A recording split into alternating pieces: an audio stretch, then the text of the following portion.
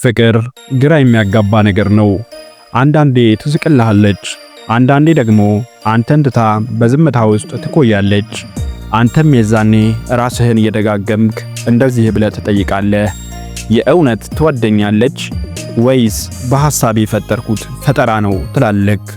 በዚህ ቪዲዮ አንዲት ሴት የእውነት ስትወድህ ወይም ስታፈቅርህ የምታሳየህን 8ቱን ወሳኝና ግልጽ ምልክቶች አካፍልሃለሁ።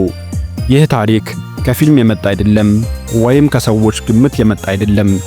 የመጣው ከሴቶች እውነተኛ የስሜት ባህሪ ነው። እናም እስከ መጨረሻው ከእኔ ጋር ቆይ፣ ምክንያቱም መጨረሻ ላይ የምነግርህ ምልክት በጣም ጠቃሚውና ወሳኙ ነገር ስለሆነ። ለቤቱ አዲስ ከሆንክ ሰብስክራይብ አድርገህ ቶሎ ቶሎ የሚለቀቁ የፍቅር ታሪኮችን ተከታተል። እንዲሁም ላይክ፣ ሼር እና ኮሜንት ማድረግ እንዳይረሳ። አንዲት ሴት ስታፈቅርህና ስትወድህ የምታሳየህ የመጀመሪያው ምልክት አንተ የምትናገረውን ቃላቶች በትኩረት አታዳምጥህም። አንተ በትኩረት እያየችኝ ነው ብለህ ዝም ብለህ ታወራለህ። እሷ ግን ልቧ በተመስጦ ይሄዳል። ምናልባትም አንተ ካልከው የምታስታውሰው ቢኖር ጥቂቶቹን ብቻ ይሆናል። ይህ ባህሪዋ ወዶ የመጣባት ሳይሆን ቃላቶችህ ልቧን ፍስስ ስለሚያደርጋትና አእምሮዋን ስለሚቆጣጠራት ነው። ምናልባትም ትቅበዘበዝብሃለች፣ ጥያቄ ታበዛብሃለች፣ እናም ሰበብ እየፈለገች እንገናኝ ትልሃለች። አንተ እነዚህን ባህሪዎቿን ስታይ ከልቧ እንደወደደችህ መገንዘብ ይኖርብሃል።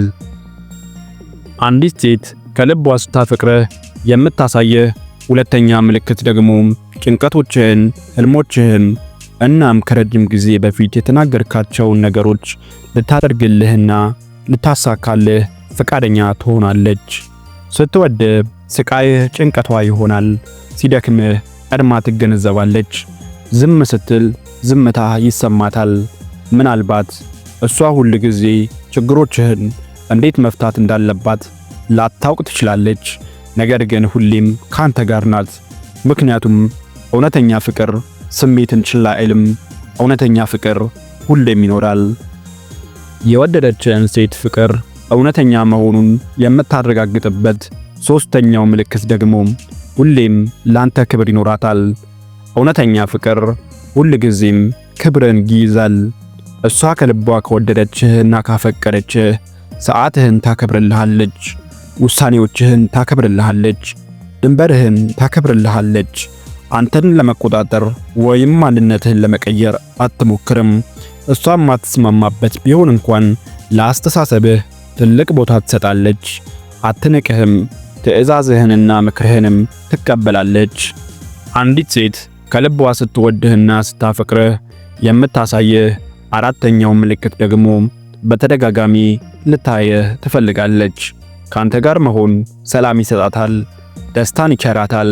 ሰበብ እየፈጠረች አንተን ማግኘት ያስደስታታል። ስታገኝህም ምታወራው ይጠፋታል። ሁሌም ለግብ መሳካት ያቅሟን ታግዛሃለች፣ ጥረትህን ታበረታታልሃለች።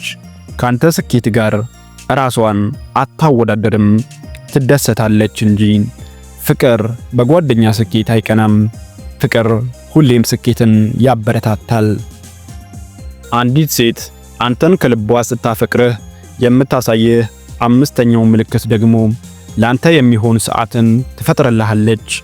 በዓለም ላይ ካሉ ውድ ነገሮች ውስጥ ቀዳሚው ሰዓት ወይንም ጊዜ ነው።